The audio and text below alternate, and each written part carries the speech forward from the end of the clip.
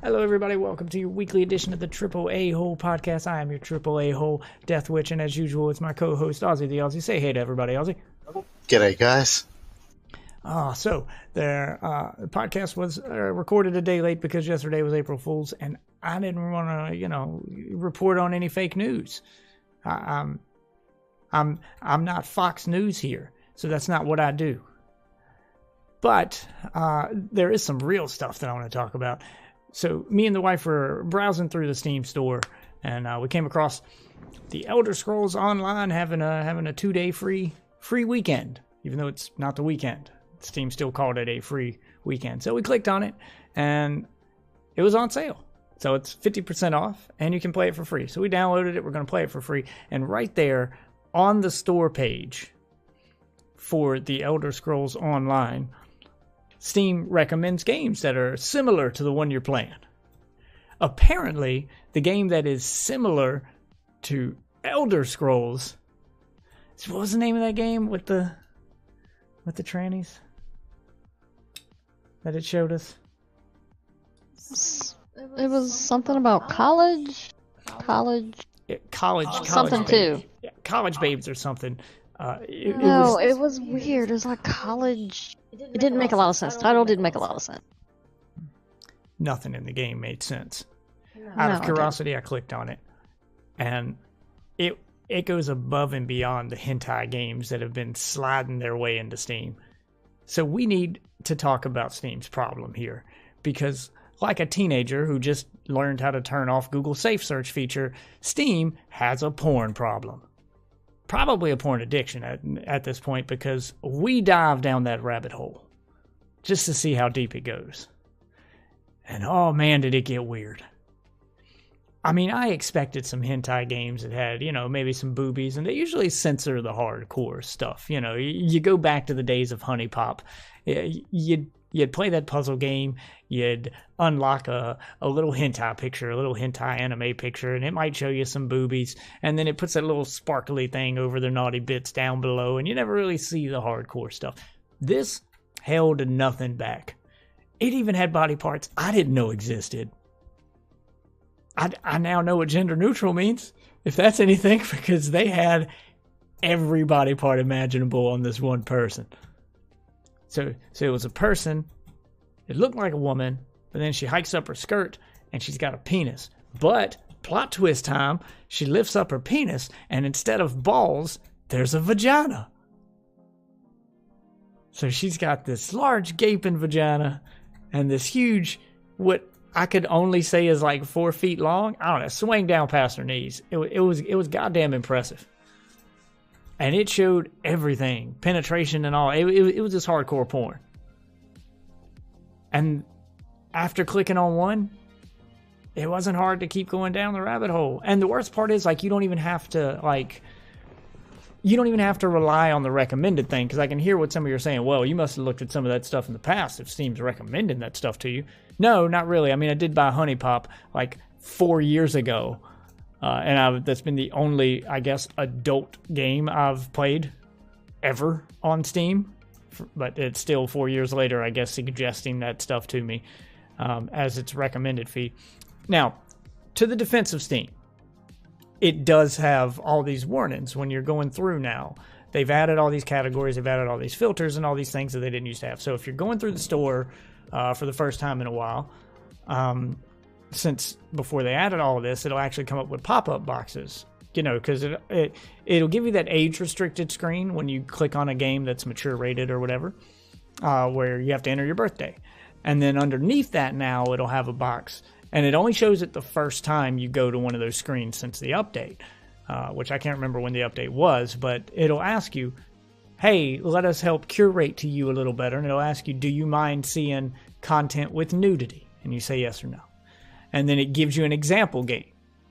Now, I did it on my wife's computer because I'd already done all this, but when we did it on hers, and it said, do you mind seeing games with nudity? It gives you the most tame examples, so you don't realize that you may be shown porn. So for the example game with nudity, it shows The Witcher 3. Okay, So yeah, sure, I don't mind seeing The Witcher 3. I click OK. And then it gives you another recommendation. It says, do you mind seeing things in the store with sexual content? Its example game, Grand Theft Auto 5. Sure, I like Grand Theft Auto. Yeah, I'll say yes to that. Then it says, do you mind seeing adults-only games? And it gave another big name, rather tame example. I can't remember which one was the adults-only game. It wasn't like a AAA game that shows up on store shelves. But I'm thinking, okay, well, this is, games that would be rated adults only. So that could be a number of things. Doesn't normally mean porn. So I was like, sure. So you click OK to those. So the point is, you could easily accidentally stumble into porn on Steam. And the worst part is, lots of kids use Steam. 13 and under, it's not uncommon. Like, if there's a computer that does gaming, it has Steam installed. Steam has had a monopoly hold on, PC gaming for so long that there's not a PC gamer who doesn't have Steam installed. So, of course, little kids have it. They play Terraria on it. They play all sorts of games that are kid friendly. Steam has kid friendly. It's super easy for kids to end up going down the porn rabbit hole on Steam. It's super easy for even adults to accidentally go down the porn rabbit hole on Steam, and you don't even have to depend on those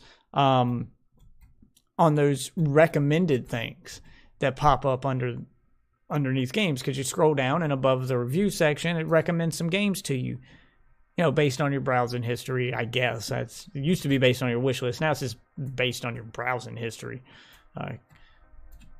But we backed out of that and we went to the sale page, Steam's main storefront. Then we went to the sale page to see what was on sale, to just go through all the deals where it says click to show all deals. And we clicked that, and we're going through the list of everything on Steam that's currently on sale.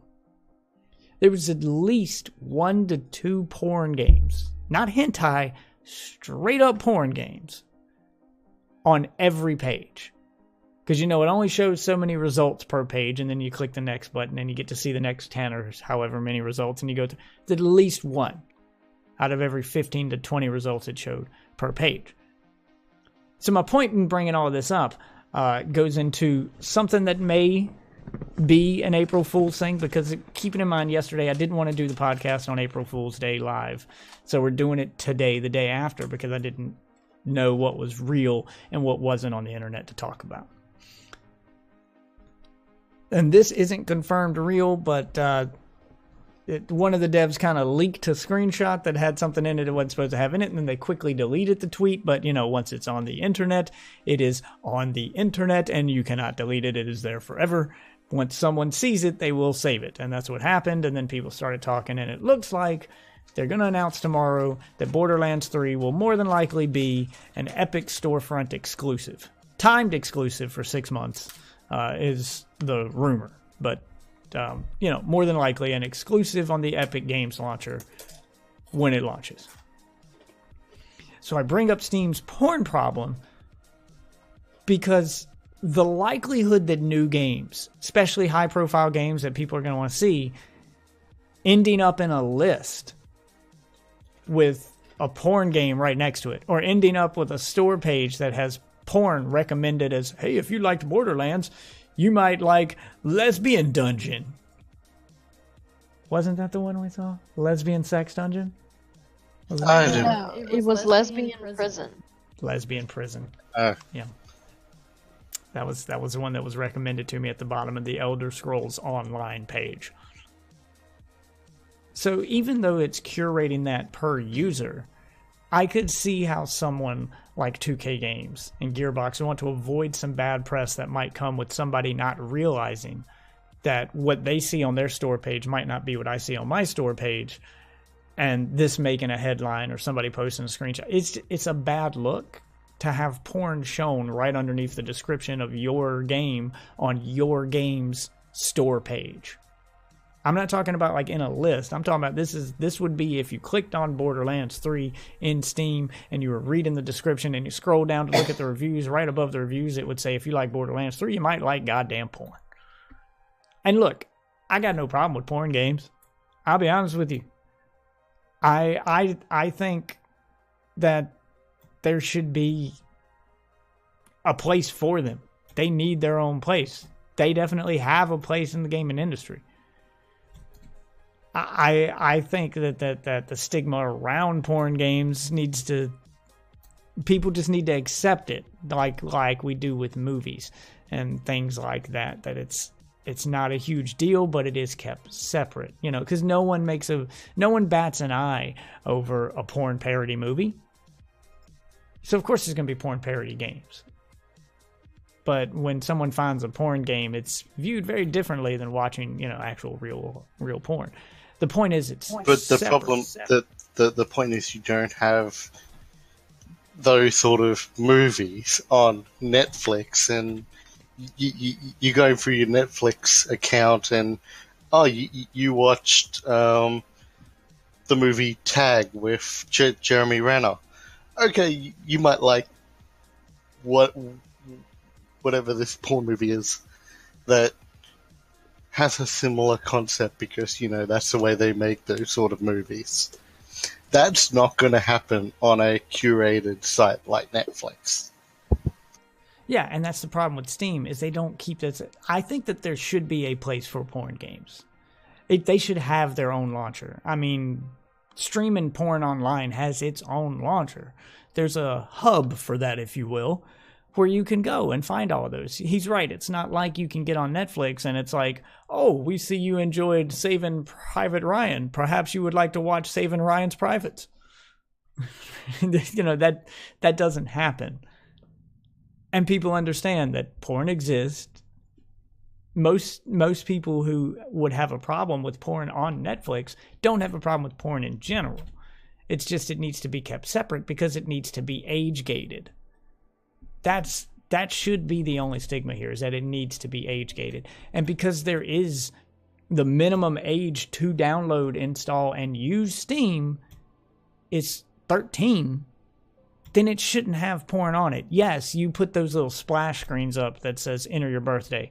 What fucking 13-year-old's going to put in his real birthday? That's not an appropriate age gate. And it's not like, you know, fucking Net Nanny is going to block Steam, because that's kind of an all or nothing deal.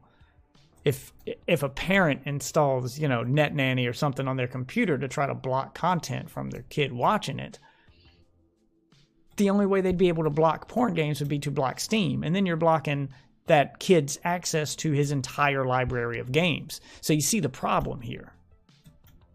Is it's basically unblockable porn for kids. And that's going to end up being the issue, because it's getting worse on Steam. It started as games that just kind of borderlined on hentai. The Sakura Clicker games were, you know, they were famous for being the first, and they were basically just games where you clicked on women till their clothing fell off, but the most they ever got was topless. So they were kind of borderline in it, and then came your honey pops and your things like that. They got a little more explicit, but still kept the panties on. They were doing more than just standing there. Now they're doing sexual poses, and there's pictures of tentacles, and it's borderlining more on hentai there. Then came the full-blown hentai.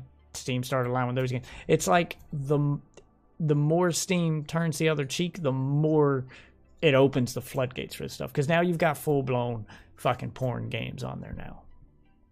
And I'm serious. Just look it up on your own time. Go look up, lesbian prison, if you will. Look up, just look up all the games by that dev alone and how many they've gotten on Steam. That's just one dev of many. So yes, I see why so many games, and you're starting to see these big name games, just run away from Steam to whatever storefront they can find. And I am all for Steam having some competition, because they have had a monopoly grip on the PC gaming industry for so long. And it's been fine for a while. Like, no one's complained about it. Very few times do you see a monopoly in any industry where people don't complain. They feel like they were treated fairly. Steam had a good thing going for a very long time, where they seemed to do right by their customers left and right. It was just one good thing after another. And here recently, it's like they just stopped fucking caring. They just don't care at all. there is zero moderation. And any announcements they have nothing to do with their storefront. All of Steam's dev time and all of Steam's work time seems to be going towards VR, which is great. VR is the best thing to happen to VR on PC, because if you had to rely solely on the Oculus store or the HTC Vive store, then you'd have very limited options for VR. Steam has allowed so much user content and free-to-play content. You get a lot of good stuff and a lot of weird stuff on VR on Steam. So they seem to be they were focused on hardware for a while. Now they seem to be shifting towards VR. The point is they've been away from the storefront side of things for so long. They've been nothing but reactionary. The only time you hear any news about Steam's storefront, other than when they do a sale, is when they're reacting to something. Like outrage. When there's a massive controversy. Yeah, like outrage about a game being on Steam where you get to reenact a school shooting that popped up on Steam less than a week after a school shooting happened. Or a game pops up on Steam where you literally drug and rape girls at a house party. It's a date rape simulator. Something like that. There was. They took that one out. Yeah, that's what I mean. It's reactionary. They take out the stuff that gets so much bad press that it would, hurt their stock numbers and their company if they didn't react to it. But no one's talking about these porn games that are actual just fucking porn. No, they're not committing any crimes in the games. You aren't raping these chicks. Even the lesbian prison one is just, all I did was go through the screenshots. I didn't download or play these games, but judging by the screenshots, it's medieval fantasy type stuff. So it's not something that you could react in real life. You're talking about girls, being held in prisons and, dominatrix style stuff, or orc ladies having their way with other ladies, fantasy stuff. Not real life stuff. Not like the house party where you could Bill Cosby a chick. So I'm trying to keep my eye on the state of Steam, and it's just how horrible it's become. It's absolute insanity here. Because I'm clicking through the store as we speak here, and I'm trying to click on the parts that aren't curated for me. And I've turned off all filters on Steam. So I get that I might see stuff that most people won't unless you, turn off the filters. Which again, Steam didn't hide these filters. It's not like you have to go click a menu, and it's not something that would be easily overlooked. Like there's a lot of times that, like Google Safe Search is something that most people don't think to turn off. That's why I brought that up. It's like a teenager who just discovered that, Google has a safe search feature that I can turn off. Most people don't go into the settings on Google's homepage and realize that you can actually change the settings to a Google search. Most people just go to Google and do a Google search. You'd be surprised how many people don't know stuff like that. I mean, simple shit like that is the stuff you find an article about it's a life hack, bruh. And no, it's not a life hack. It's just it's a feature. They just didn't throw it in your face. And there's a lot of dumb people who use computers who, if you don't throw something in their face, they won't realize it's there. That's why you get videos on YouTube like 10 things you didn't know your PS4 could do. Yeah, you would know it if you actually went through the menu on your PS4. Am I the only one who does that? Am I the only one that when I get a new piece of software or technology, the first thing I do is go through the menus just to see what all my options are? Probably. Just to see what it could do. I remember getting the PS4 at launch, and I spent the first 30 minutes with the console just playing with the fucking menus. Just before I even fired up a game, just being like, well, what are my options? What can I do with this thing? Yeah, am I the only one who does that? Who wants to see what I can do with the tech you put in front of me? Because that should just be mandatory. But Steam puts it front and center. Which means these 13-year-olds who may not have known that adults-only games were even offered on Steam, well, they fucking know now. Because you put it up there. The first time you showed them an age an age-restricted screen. And I'm talking about them just clicking on Grand Theft Auto and it's like, hey, enter your birthday to look at Grand Theft Auto's store page. Underneath that, Steam's going, while you're here, let's customize the rest of your settings and giving you a fucking tutorial on how to access the porn. Because that's what a 13-year-old is going to see there. Not a tutorial on how to curate the game so I only see the stuff I want. They're going to see this is how I get to the porn. And then they're going to fucking click the, yeah, show me that. Fuck yeah, show me boobies. Fuck yeah, show me porn. That same 13-year-old may do 1 million Google searches and never realize that he was even having his searches in safe mode.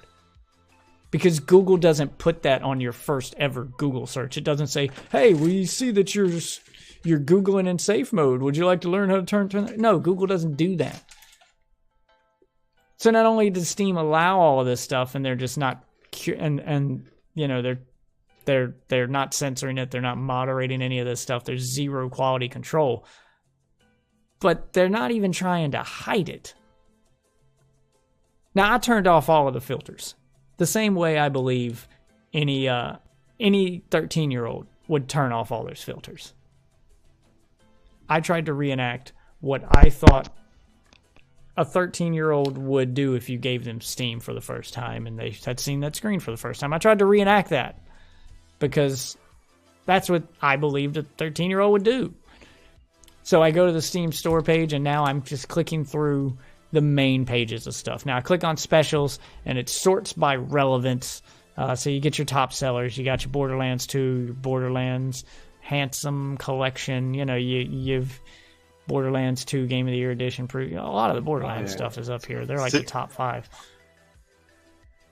Yeah, so the top like 6 things up here are Borderlands 1 and 2, Handsome Collection, Pre-Sequel, Elder Scrolls Online, Crusader Kings 2. And just scrolling through this first page, very bottom of the first page, it's anime porn. It's called Trap Shrine, and it is apparently a game about an anime tranny.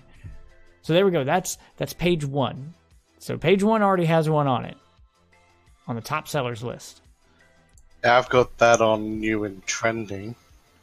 Yep, and then you go through it here. Fun Bag Fantasy Side Boob Story is on page 2. Do you got that one? Because I don't know if you've got the filters on or not, but if you look on page 2... No, I don't think I do. There's a game called Fun Bag Fantasy, Side Boob Story. And it is labeled nudity, sexual content, visual novel. Yeah, there's a bunch of these visual novels with sexual content. But anyway, there we are, page 2. 5th result on the list. We've already got a porn game. Clicking on to page 3. So like I said, there's at least one porn game per. There's at least one porn game. Oh, here's a bundle of porn games. The Kagura bundle. Yeah, it's a lot of anime porn games, but yeah, there's at least one per results page. And this isn't me searching for porn. This isn't me going through a curated list like my queue or anything. I just clicked on the specials button at the very top of the store just to see what's on sale if I wanted to browse some sale stuff, some sale items, and get some cheap games. Boom. At least one porn game per list. Together VR. It's another porn game. What about this one? Sexual content, nudity, anime. Yep. Nico Miko at another one. Yeah, there's like 2 or 3 on the 3rd page here, the 4th page.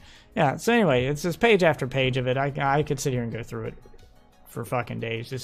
It's incredibly easy to get to the porn on Steam. And I see no one talking about this. Like, as soon as I heard about the announcement that Borderlands 3 might be, or better yet, rumored probably would be a Epic Games storefront exclusive, it's just rage video after rage video mad about the exclusive with nobody asking the question why.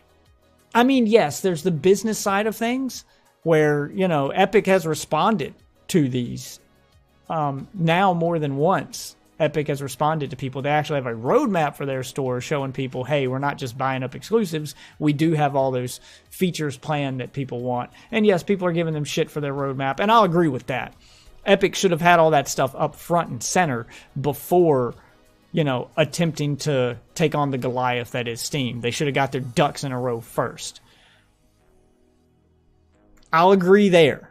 But to play devil's advocate again, I mean, everyone's mad at them for buying up these games as exclusives. And I'm thinking to myself, and they're calling, 2K Games and companies like that do the exclusives like Borderlands anti-consumer. And yes and no, it's an anti-consumer thing to do, I think. Yes, it's an anti-consumer thing to do to take options away from the consumer. True, agree with that 100%. But on the flip side, how else are they supposed to compete with Steam? I mean, seriously, at this point, Steam's that big. How else are they supposed to compete with Steam? Even if they had a launcher that had every single one of the features that Steam has. I'm talking, the friends list, the huge store, the trading ability, the shopping cart, the trading ability, the community market, the ability to broadcast your gameplay, the user forums that are built in, sharing your screenshots, writing up community guides, trading your library, storing games in your inventory, the emotes, the profile pages, everything. Even if they had fucking everything. The big screen picture mode so you can turn your PC into a console, just everything. If Epic did all of that and then launched their store, I still think they would have trouble getting people to buy a game like Borderlands 3.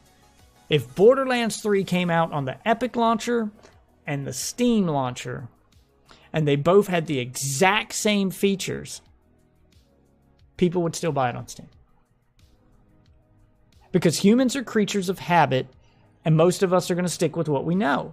And you're going to go through the thing of saying, well, yeah, I can do everything on Epic I can do on Steam, but all my games are already on Steam. My library is on Steam. Library there, yeah. So they're going to do it for convenience alone. So how else is Epic supposed to pull people away? Because I think it's one of those deals where you're no longer dealing with consumers. You're dealing with addicts who don't know they have a problem. It's like convincing a hoarder that his house is unsafe to live in because it's a hoarded mess. You have to have an intervention. And that's what the PC Steam community needs, an intervention. You don't realize how bad the place is you're currently doing most of your gaming until you take a break from it and go somewhere else. And unfortunately, on PC, there's been nowhere else to go forever. I mean, yeah, you have Origin and, the Blizzard launcher and Uplay. You have these little pockets for specific games, but there's been no real storefront that allowed everything the way Steam does. Epic is very clearly trying to be that. So the only way to get people away from their hoarder PC living condition that they're in, because that's what Steam's turned into, just this hoarder hell of garbage you've got to sift through in order to find the stuff you want. The only way to get people to realize how much garbage they're living in is to pull them away from it, to intervene and to stop them. I think exclusives are really the only way to do that from a consumer standpoint. I mean, yeah, it's easy to get devs on board even without your exclusive deals. It's easy to get devs to put their games on your launcher when you're offering them, more money per sale. Steam takes 30%, Epic's only going to take 12%. So you get more profit per game sale putting your game there, but you're not going to get any sales unless you can get it off Steam first. So the exclusive thing I think won't last forever. I think it's just, it's the training wheels that get the store going. it's the way to build an audience and get people used to having somewhere else to play their games other than Steam. And I think once people accept the Epic Game Launcher as a Steam competitor and not as some experiment like Uplay or Origin was, then they'll probably back off that. I'm sure that there'll always be exclusives on the Epic Launcher. I'm sure that there always will be some. They'll always have that draw because why not? I mean, it works for them. Steam hasn't had to do exclusives because it's had no competition.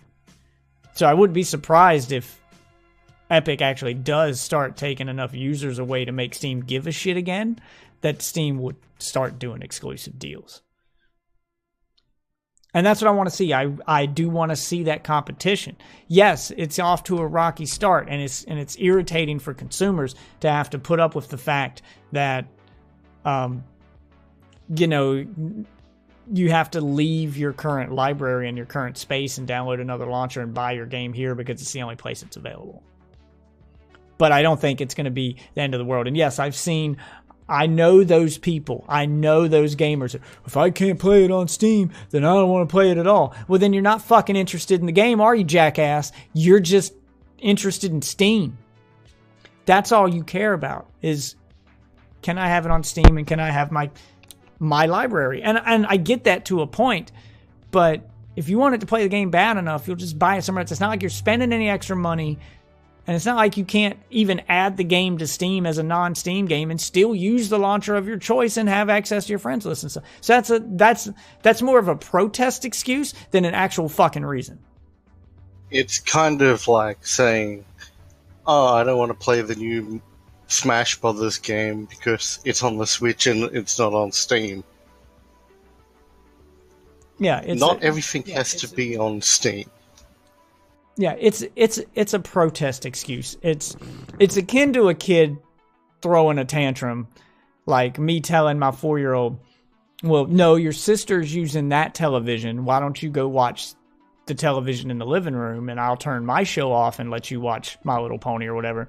And she's like, "No, I want to watch it in here." The TVs are the same size, they're just in a different room. No, I'm going to watch it in here. She only wants it because it's in a room she's comfortable in. That's all. And that's what those users sound like. That's what I hear when they start, "If I get play it on Steam, I want to play it out." But I thought you liked Borderlands. You were hyped for it. It's exciting. I do. But now I don't want to play it on Steam. And then throwing a little tantrum. It's fucking embarrassing. So that's not a reason. So I've heard all of the excuses. If I can't play it on Steam, then I don't want to play it at all. I don't want to install another. I don't want to have to install another launcher. It doesn't have as many features. Yeah, I've heard all the excuses. Just suck it up and do it. Understand that competition's a good thing. And yes, I know it kind of sucks from the consumer point of view how this competition's playing out so far, because we're the ones that are kind of caught in the crossfire here between these two companies. And then I've heard the argument, well, they're going to lose so many sales, they ain't got it on Steam. First of all, it's not like it's a Epic Game Store exclusive forever. Every exclusive that Epic has gotten has been timed. A timed exclusive for, it will come to Steam. Yeah, timed exclusive for 6 months to a year. Second of all, Epic responded to that in that they didn't give a number, but it was kind of leaked. And the rumor is that the amount of money that they are offering these devs to be exclusives is just so much fucking money that it's probably more than they would make on Steam during the amount of time that they're going to be exclusive anyway. If that gives you a hint on how much fucking money they're offering them. And I mean, it's not like Epic don't have it right now. They are just sitting on mountain and mountains of Fortnite money. And they've chosen to use that money to buy exclusives and to just kickstart the store. And as a consumer, maybe it coming to Epic first might be a good thing, because if you're not going to buy it unless it's on Steam, that's going to have force you to wait. And when it eventually does come to Steam, like Anthem, like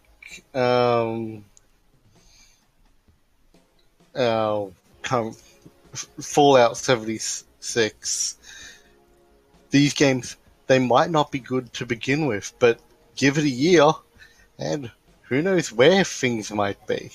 So, forcing you to wait because of this exclusive deal may end up actually being good for you. Yeah, so Ozzy hits on a pretty good point there, that this helps the industry in more than one way, that this isn't just about competition. This is about training you fuckheads to fucking understand that you control the industry. You, the consumer. That is what this is all about. These exclusives are to get you on a platform. This isn't about two companies fighting and you being the innocent victim here. This is about getting your attention and getting you to understand some things and getting you to break some habits. And some of the habits that you need to break, and yes, you need to break those habits, this will have the side effect of doing. So those hardcore fucking Steam people who are like, if it ain't on Steam, who think they're protesting by saying, I'm not going to buy it till it comes to Steam, that's fine. You can absolutely do that. But you're not protesting shit. They still win in the end, because even though Epic doesn't get any of your money from that sale if you wait for it to go to Steam, they still win by breaking you of those habits that are ruining our fucking industry. Because guess what? If it was only on the Epic launcher for the first 6 months, then that means you didn't fucking pre-order it. So there we go. Pre-order culture gone. You didn't buy any day one DLC. You didn't support any microtransactions. You didn't support any of the bad business practices that have ruined the launch of game after game here lately. If you have to wait a year, then by the time you get it on Steam, you may be getting the better deal than the person who bought it on Epic. And you taught these companies that those bad business practices aren't enough to make you leave Steam, to get attention, that's not what consumers want. You're showing them when the numbers drop for day one DLC sales, when the numbers drop for pre-orders, when the numbers drop for microtransactions, then their push to put those in more games and to use them more often will slowly fade away. Because if you give them an inch, they take the whole fucking planet. They're gonna keep pushing as long as you keep falling for it. And right now, people, even though they say they don't like it, still end up doing these things. You'll complain about a pre-order, but you still pre-ordered. You'll complain about day one DLC, but you still bought the season pass. You still bought the DLC. By forcing you to wait a year, if you really are going to wait a year, then by the time you get Borderlands 3, you're not just buying Borderlands 3 anymore. You might be buying Borderlands 3 Game of the Year edition. So now you're paying the same price I paid on the Epic launcher, but you're getting a game that's had patches and bug fixes. You're getting a game that has all of its DLC included. You're getting a more complete package for the same price. And if there's either way this works out from a consumer standpoint, we win. Either it works out great for Epic and you get some actual competition for Steam, which forces Steam to improve and get better, forces prices to be more competitive between the two in sales. We win there. Or Epic's little experiment fails, but in the process, they've changed the way we buy games. You stuck with Steam, you showed your loyalty, and you didn't go to Epic, so you ended up not buying games on day one, not pre-ordering, not buying season passes, not buying day one fucking DLC, not buying loot boxes or anything in those games. And these companies see that the Game of the Year edition, the more complete edition of the game, sold more copies than the base game sold. Then it'll make them reevaluate the way that they're making and releasing games. So it's a win across the board, no matter which direction you choose to go as a consumer. I just wanted to point out Steam's problems, because I see complaint after complaint after complaint about Epic and the business practices that they're doing and the parts of it that suck. And yes, some parts of it do suck, but I'm on the mindset of it's a necessary evil right now. Yeah, it sucks, but what other alternative do you have than this? And everyone I've asked that to has given me no answer. No one knows. No one knows how you fight Steam at this point. And it's not like this is new. Steam did the same shit. Yes, even with non-Steam games when it first launched. Steam started as that thing you had to install even if you bought the physical copy of Half-Life. As that thing you had to install to play their games. Then they started buying up mods and making them into actual games. They started buying up their competition. And then when Steam actually started getting some traction, it had some exclusives. Granted, it didn't have much competition at the time, but it did have some games. Its competition back then was retail stores. It didn't have any actual competition on the PC itself. It was competing with physical copies of games. But there were quite a few games on Steam that you could consider exclusives. Digital-only games that back then, stores didn't sell digital copies of games. You couldn't walk into Walmart and buy a digital copy of a game. You could only buy physical copies back then. So by Steam releasing digital-only games in its storefront, it had its own exclusives. The difference being Steam didn't call them exclusives. Steam didn't pay for them to be exclusives, so the devs got a shittier deal. The only money they were saving was by self-publishing on Steam, so they didn't have to pay a publisher.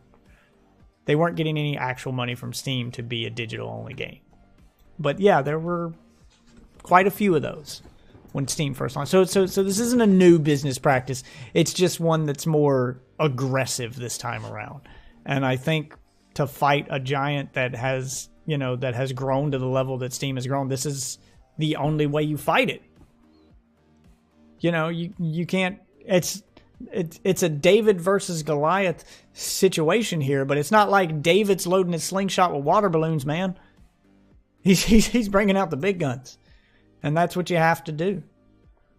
So, I'll be buying Borderlands 3 no matter what launcher it appears on. And I'll be buying it on Epic if it's on Epic. If it comes out on both and this turns out to all be an April Fool's joke, an April Fool's hoax just to get people riled up, then bravo to them for making it look real. They even deleted the tweet that's associated with it, so they definitely knew their audience if it is one elaborate April Fool's joke. But if it's not, yes, I'll be buying it on the Epic launcher. It doesn't bother me to keep the Epic launcher installed. I installed it for Fortnite. I don't even play Fortnite all that much, once in a blue moon, but I'll leave it installed. For the Granted, that being said, not going to buy it day one. I'm not. I'm going to wait, see what the reviews come out like. Granted, I'm definitely hyped for it, and it's definitely on my to-get list. But if it comes out that it's complete trash and people and the critics in the know basically say, yeah, avoid it or at least get it on sale, well, I'll probably be taking that advice. Yeah, no, that's good business practice for any customer. And I've been preaching that for a while, that people need to do that. People need to fucking treat video games the way... I don't understand. Video games are way more expensive than any other medium, and they're the ones that we do the least fucking research on, that people will go out and just buy a game on day one and get mad about it later. People fucking go on Yelp to review a restaurant before they go eat a $10 meal. instead of just saying, I want to try a new food. But you'll go out and spend $60 on a game you know nothing about and pay for it in advance? Months in advance? Based on nothing but some screenshots? Sometimes less than that. I mean, those are practices that have to stop. I think that, people should read reviews more. That people should wait to purchase it. Let these big streamers who get free copies of games and are there to promote it, let them be your guide. Show them some support if you really want to, if you really don't trust the review sites or whatever. Then show them some support and watch, instead of buying the game on day one, go watch, fucking Lyric stream it or whoever's streaming it on day one. And you can mute the stream if you want. You don't have to listen to their advice on the game because you can watch the smaller streamers that may have gotten their hands on it and talk to them. But even the big streamers like Lyric, some of them will respond to chat, some won't. But even if they're not responding to chat, just watch the gameplay. You're seeing what the gameplay is. You can't edit live footage. You can't take out all those little bugs, all those little glitches on live footage. Live is live. Live is accurate. Yeah, I mean, even if you watch something like Anthem on mute so you can't hear the streamer talking. You watch someone like Lyric who doesn't use a face cam, and then you mute his fucking stream so you can't hear him talking, so you don't have his opinion influencing you. Even just watching straight up gameplay of Anthem live, you could get a sense of what the game's like. You could see what the grind is like. You could see how many loading screens there are, how many bugs there are, how much time is wasted just spent talking to people and having boring conversations, how much time is wasted just standing around waiting for the next thing to happen. And what the ridiculous drop rates are like. Yeah, you can get a sense of all of that without being influenced by the streamer. Because that's always the argument there is, well, that streamers, obviously they got the game for free. They're being paid to promote it, like Ninja getting paid, to promote Apex. So, of course, they're going to say good things about it. Then fucking mute the stream. Just watch it with no sound, and you still get a sense. Draw your own conclusion. The point is people need to get into the habit of doing that. We do it with movies. Well, that's also an issue that you need to take aware of as well.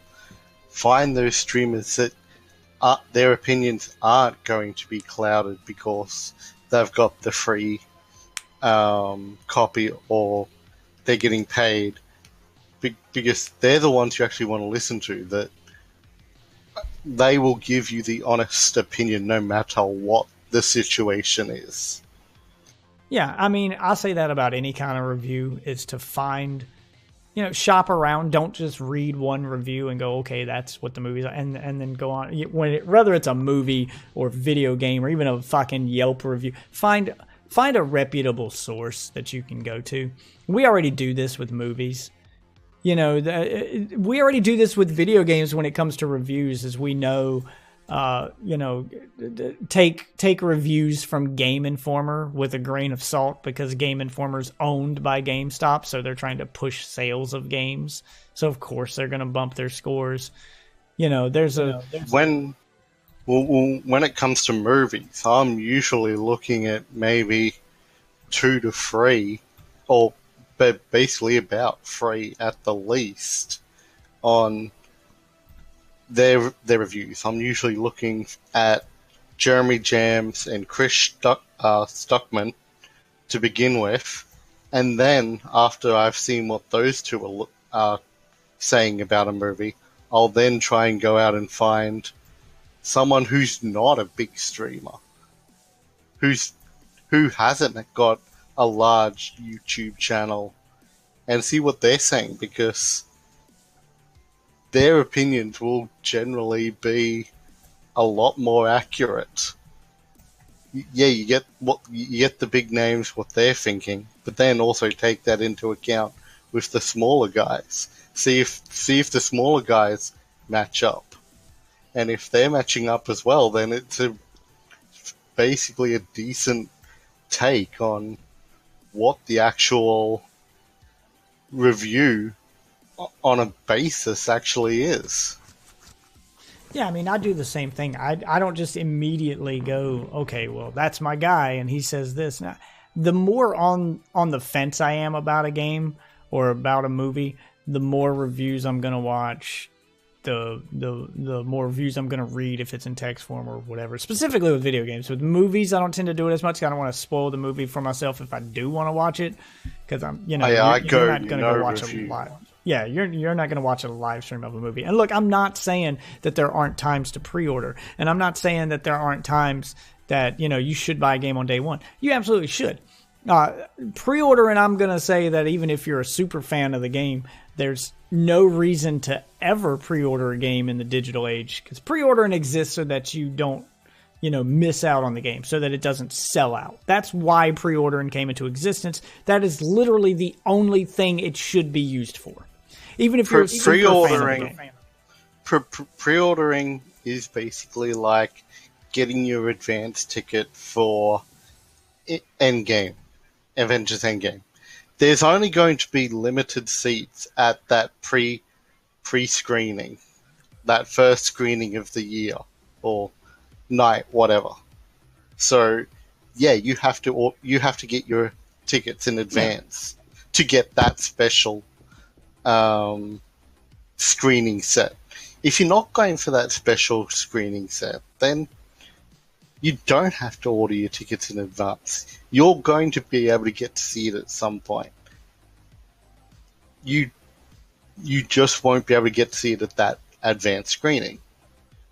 Yeah, and I feel the same way about video games. The only time you should be pre-ordering a video game, period. Doesn't matter if you're a super fan of it or not. The only time you should ever be pre-ordering a video game in the year 2019, when digital games exist, and digital games will never fucking sell out. So it's not like you need to reserve your copy of the game or your spot there because somebody might beat you to it.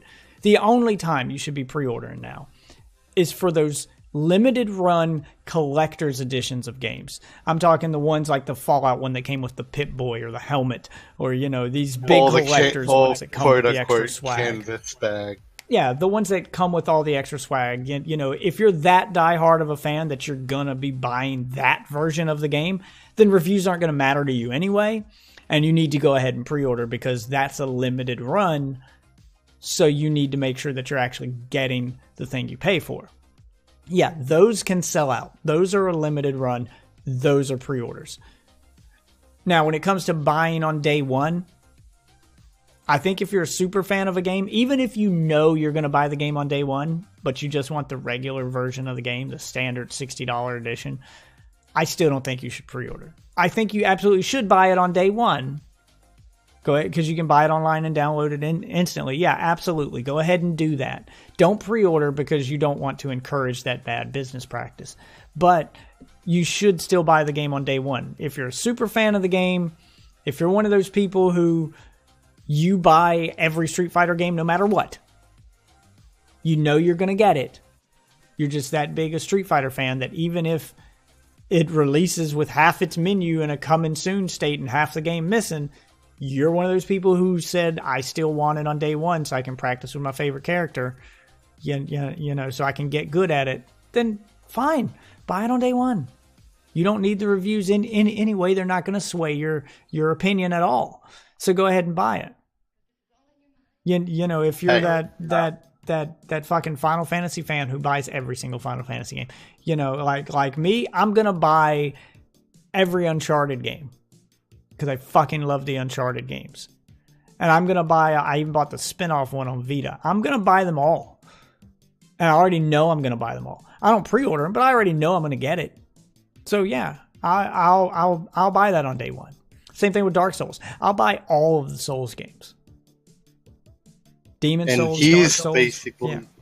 Here's basically why you actually wait.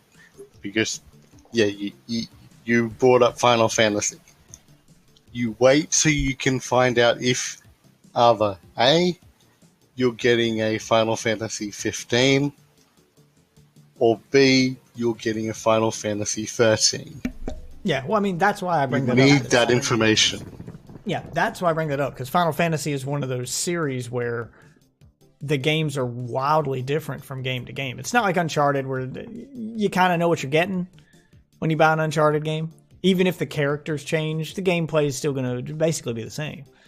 You know what you're getting. You're getting a good story. You're getting a shit ton of cool action beats. You're getting a good single player experience. And some mediocre online. But with Final Fantasy games, it's going to be wildly different from game to game. And I have met those Final Fantasy fans that love every single one of them. Even 13. That are just that they love the Final Fantasy games no matter what, and they're going to buy them all. I've met those people. They do exist. And to those people, I say, yeah, buy on day one. Don't pre-order. There's still no reason to pre-order. But yeah, sure, buy them on day one. Buy them the minute they launch. Go ahead and throw your credit card number in the PlayStation Store, the Xbox Live Store, Steam, wherever the game you're going to buy it is at, and start your download. You don't need to look at a single review. You don't need to watch a single live stream. You've already made up your mind. Buy it on day one. The only thing I'm asking you to do there is don't pre-order. Yeah.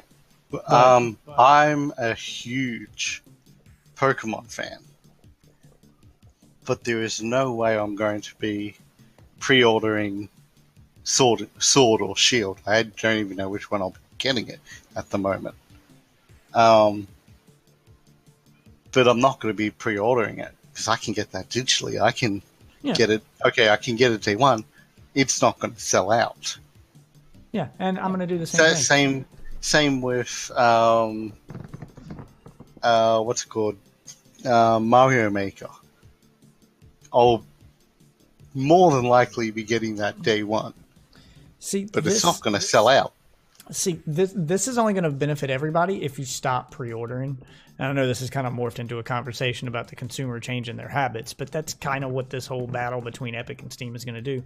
But if you stop pre-ordering, it's only going to benefit everybody because right now you're getting a bunch of bonus, quote-unquote bonus content in your games if you pre-order. That shit's going to stop, and you're going to see more companies do. I'm glad you brought up Nintendo because you're going to see more companies do what Nintendo did with its bonus content for the launch of Smash Brothers. You didn't have to pre-order Smash Brothers to get the Piranha Plant character for free. You just had to get it within the first 2 months. Yeah. 2 months.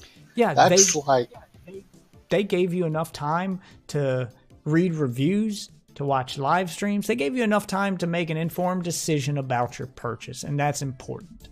I think everybody should take the time to read game reviews more, to watch live streams more, to make up their mind, to not buy it on day one unless you've done enough research on day one to make up your mind about that. I'm not saying you can't buy it on day one and still watch some live streams from streamers who bought it, the minute it came out, that you can't still make up your mind, but don't rush to get your credit card out before the game launches. Then yeah, you've definitely had no time to research the game if it ain't even fucking out yet. Don't pre-order and don't rush to buy it, at 12:01 if it launched at midnight. That's not enough time to do any research. I'm not saying there aren't a few games you can do that with if you're a super fan, but for most games, people need to get into the habit of showing support for your streamers, showing support for these people who review games for a living. Show some support for them. Because right now their jobs feel kind of useless. All they do is review games that most of you have already bought. The only reason you're going to them is for confirmation bias. As Jim Sterling has basically said in the past, you're just getting the review to confirm what you have already made up your mind on. Yeah. I like this game. I'm just going to search out people who are saying that it's great, and yeah, I've got this good game and I made the right choice in getting it. You're not looking for the people that are going, yeah, it's good, but there's a few things that are wrong with it, and maybe you should hold off for a week or two, let things settle, maybe wait for the first patch. Well, if you look at these review sites like Polygon, for instance, and you scroll down to the bottom to read the comments, you can see that most of the people who come to that site, like most of their revenue is coming from site visits because they put all those ads on the site. So, you know, they're getting their money from people just clicking on the review and reading the review. Whether or not you choose to buy the game or not, whether or not you agree with the review or not isn't important. You just being there to read it and seeing those ads is making them the money. That's how they're still getting paid to do their jobs and still, you know, able to make a living reviewing games. But if you scroll down to the bottom to read the comments of the people who come to look at the review, 90% of them, a good chunk of the people who are coming to there, you're getting two kinds of people. You're getting the people who are coming to, like Ozzy said, get confirmation that the thing that they already think about the game is accurate. They're going there for that echo chamber effect, for them to go, see, I knew it. And then you're getting, on the other hand, the rest of the people are coming there to fucking defend the game if it, like Anthem, is getting shit on in review after review. And the Anthem fans, yes, there are still some, are coming there to defend their game as if it belongs to them. In the same way sports fans will go out of their way to defend their team. That's my team. That team ain't never fucking met you. They don't know you exist. Calm the fuck down. It's the same thing with Anthem. Calm the fuck down. There is a third that you didn't really mention, and that's the ones that are going there just to stir trouble. Yeah, well, you get those kind of they've got no interest in the game. They've got no so you horse one way or the other.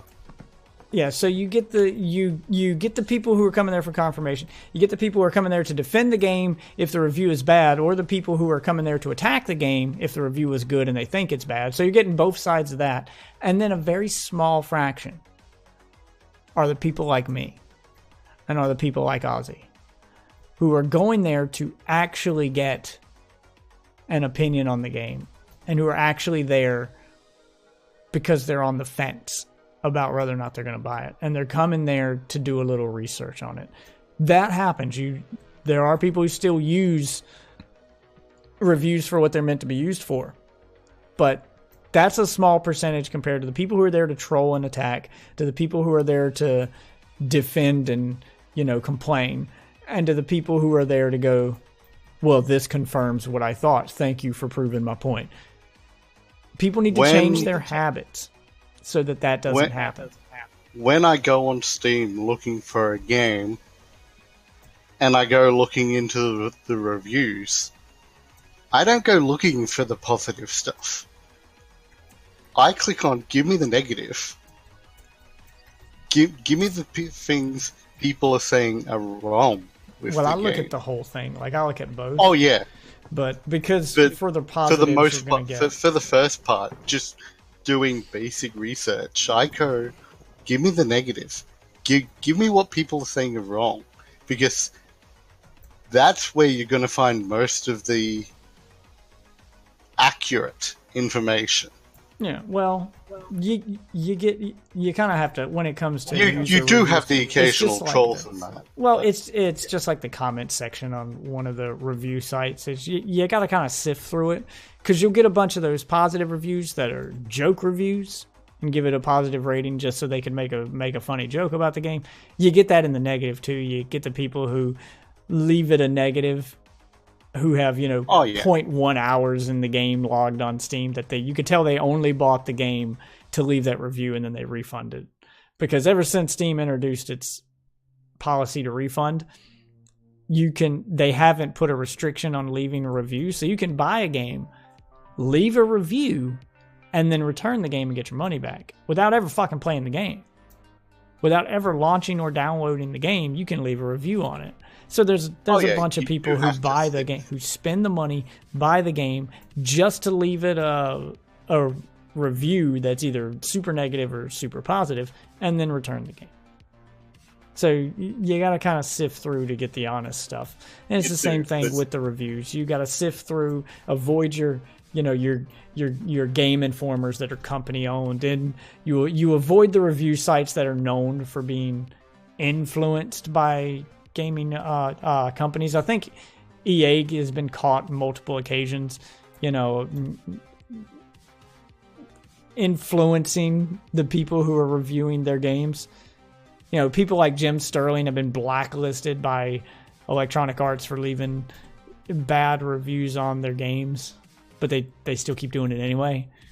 You know, blacklisted in terms that they don't get any free stuff or review copies of games. They have to wait and buy it like everyone else, but they still make the reviews of the games. So you'll get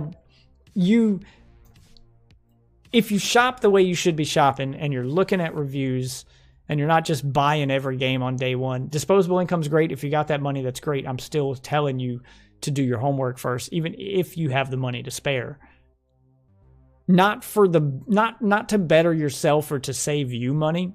I mean, yes, I'm trying to save users money and I'm trying to help better you, but I'm saying do it because it betters the industry as a whole and it helps everybody. If you just shop responsibly and just do that little bit of research. And then it doesn't matter if EA blackballs someone. You can read the review the day the game comes out. If you're waiting so you're not trying to make your decision in advance, then the review copies don't matter. And that's what you should be doing, because then you can look at live streams and you can look at other real users who've played it. Let other people be the guinea pigs. Even if you have the money to spare to be that guinea pig, don't. I know there's always going to be some, but you end up learning which outlets are influenced and which ones aren't, which ones you can trust and which ones you have to take with a grain of salt. So you kind of get to know the writers. When you read a review on a website like Polygon or Kotaku or whatever, pay attention to the name of the person who wrote the article. And just the more you read, the more you'll learn that, okay, this particular person on this website tends to like this kind of game. So then you learn who to listen to. You know, which ones of those writers that work for those sites share your taste in games. So then you trust their opinion because they tend to like the things you like. So you think, okay, well, if they liked it, I'll probably like it. For instance, I wouldn't take the advice of a reviewer who mostly reviewed sports games. I don't play sports games. So if a guy who works for Kotaku spends most of his time reviewing Madden and NBA games, and then he decided to review a Dark Souls game and called it garbage, I wouldn't take his opinion, because Dark Souls wasn't his kind of game to begin with. He had no, I mean, he's entitled to his opinion, but I take it with a grain of salt because I know that that's not normally what he does. Just like I don't think anyone should take my advice on hip-hop music if I decided I was going to listen to some hip-hop artists and then tell you whether or not they were good or bad. I'm probably the worst person in the world to ask about that. I don't listen to hip-hop at all. So to me, most of it's just going to sound like garbage. I think most rap music nowadays all sounds the same. I'm old. I'm one of those old guys. Like, I listen to hip-hop, but it's still 90s hip-hop. 90s and early 2000s. I still frequently play MC Ludacris. Hammer? Nah. I mean, we're not going that far back, but I'm one of the guys who still thinks Ludacris is cool. I don't even think he makes music anymore, does he? I have no idea. He should, man. He was good.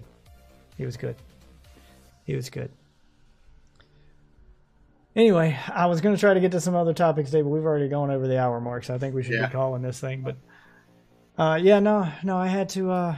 Nice little discussion there. Yeah, I had to make some discussion there because I know I already touched on this topic on a past podcast, but just actually seeing the condition that Steam was in. I mean, I knew it had gotten bad, but I hadn't actually gone and looked, and just to have it, and the fact that I didn't go looking and I just stumbled across it was a huge red flag for me. So I had to, I had to bring that up, and the fact that that's going to be what happens to Steam. That's going to be its downfall, is that it's going to turn into, parents are going to be attacking Steam next. I'm telling you, the first 13-year-old that buys a fucking hardcore porn game on Steam and gets caught playing it by his parents, that one parent who needs to know where he bought it and how he was able to access it, that fucking tweet's going to go viral. You think Steam's got damage control now over one rape game and one school shooting game? Oh, wait until Steam is the platform that sells porn to your kids. Yeah. Let that hit the headlines. So, this thing's a ticking fucking time bomb, man. And I don't know why no one else is talking about it. Anyway, I was happy to. Thank you guys for listening. Thank you for watching if you were here live. I know I normally go... We've kind of run over today, so I usually go to comments. But reading through the comments here and chat on Twitch, which is where we live stream this for those of you listening. Reading over the comments, looks like most people just agreed with us anyway. A lot of people... Oh, yeah, well, there were quite a few comments, people who don't look at reviews until after they've purchased the game. Quite a few people said they were guilty of that. Which, that's a habit we all need to break ourselves of. And that's what I'm hoping, this big competition between Epic and Steam will do. If it doesn't create two platforms and better business, better prices for us, then I'm hoping at the very least it changes our buying habits so that at least these game companies will calm down with the ways to monetize the game that don't involve actually putting shit in the game. That we'll get less chopped up content and less, microtransactions and selling of things that aren't in the game yet before the game even comes out. That we'll get a lot less of that shit is what I'm hoping for. So fingers crossed, it's fun to dream. If you are listening to this, you are watching live stream, do help. Do share this with everybody and get the other side of the argument. I know there's 100 arguments online for Steam and against Epic, but share this side of it. Let people see the business point of view, and maybe you guys can help me help the gaming industry. Help me get rid of pre-order culture. Help me help you. Tom Cruise is crazy as fuck. That's where I'm into the podcast. Thanks for listening, everybody. Later.